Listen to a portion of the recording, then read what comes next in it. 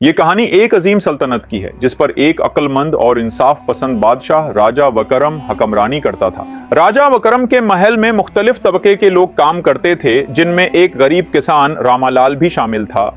راما لال ایک ایماندار اور محنتی آدمی تھا جو ہمیشہ راجہ کے لیے وفاداری سے کام کرتا۔ راما لال کا ایک بیٹا تھا اکبر، جو نہایت ذہین اور تجسس بھرا لڑکا تھا۔ اکبر نے کبھی بھی اپنی غریبی کو اپنی کمزوری نہیں بننے دیا اور ہمیشہ نئے علوم سیکھنے کی کوشش کرتا رہا۔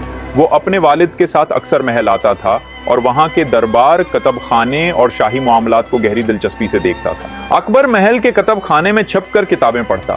اس نے تاریخ، جنگی حکمت عملی اور انصاف کے اصولوں پر عبور حاصل کر لیا تھا۔ جب راجہ وکرم کو اس کی لگن اور علم کی خبر ملی تو انہوں نے اکبر کو درباری دانشوروں کے ساتھ وقت گزارنے کی اجازت دی۔ راجہ نے ایک دن اکبر سے کہا، بیٹا، تم ایک کسان کے بیٹے ہو، لیکن تمہاری ذہانت کسی شہزادے سے کم نہیں۔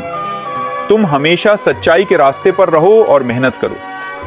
راجہ وکرم کا کوئی بیٹا نہیں تھا اور ان کے دربار کے کچھ وزراء اس بات پر فکر مند تھے کہ سلطنت کا اگلا وارث کون ہوگا۔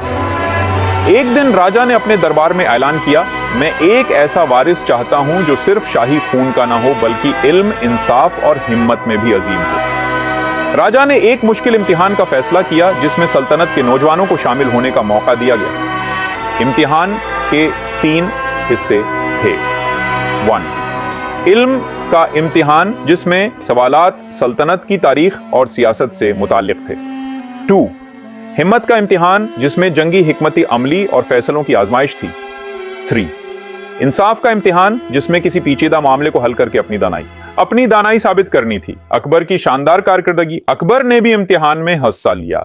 پہلے مرحلے میں اکبر نے مشکل ترین سوالات کے ایسے جوابات دیے کہ دربار کے بزرگ دانشور حیران رہ گئے۔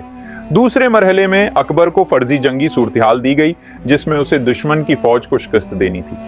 اس نے اپنی حکمت عملی سے یہ مسئلہ نہایت ذہانت سے حل کیا جس سے راجہ وکرم متاثر ہوئے۔ تیسرے اور آخری امتحان میں اکبر کو ایک گاؤں کے 2 جھگڑالو زمینداروں کے مقدمے کا فیصلہ کرنا تھا۔ اس نے معاملے کو نہایت دانشمندی اور انصاف سے حل کیا جس سے دربار کے سب لوگ اس کی قابلیت کے قائل ہو گئے۔ اکبر کا بادشاہ بننا۔ راجہ وکرم نے اکبر کو اپنے دربار میں بلایا اور کہا، اکبر، تم نے اپنی قابلیت اور ایمانداری سے یہ ثابت کر دیا ہے کہ ایک عظیم بادشاہ بننے کے لیے شاہی خون ہونا ضروری نہیں۔ آج سے میں تمہیں اپنا بیٹا اور سلطنت کا ولی عہد مقرر کرتا ہوں۔ یہ اعلان سن کر دربار میں خوشی اور حیرت کی لہر دوڑ گئی۔